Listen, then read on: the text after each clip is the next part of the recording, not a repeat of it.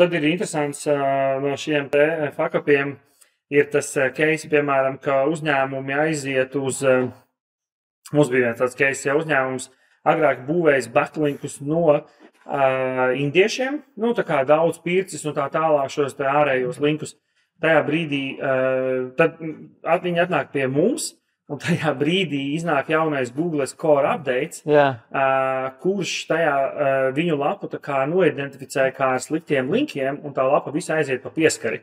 Un tad, protams, ka mēs esam kurus jānošē tajā brīdī, bet tāpēc es gribu teikt, ka nepērkat linkus no indiešiem, tā ir ļoti riskanta stratēģija, jo tur tas āķis pērkot tos linkus no visādām shady vietām, Google skatās, no kurienes nāk tev links, cik ir autoritīva lapa, kādā valstī šis domēns tā kā ir izvietots, kāda ir IP adrese. Viņi skatās, kāds ir visa tā, nezinu, portāla kopējā bilde, par ko viņš runā, vai ir kādreiz tas portāls penalizēts, ja, kādi linki nāk uz to portālu, cik ir ratio starp to, cik linki ienāk, cik linki iziet. Un bieži vien šie te indiešu linki, viņi maksā lēti, bet viņš no Google tāda algoritma viedokļa pastoties, viņš ir ļoti spamīgi. Nu, pilns ir tā kā nekvalitatīvs. Līdz ar to tur nav kvalitatīvs links.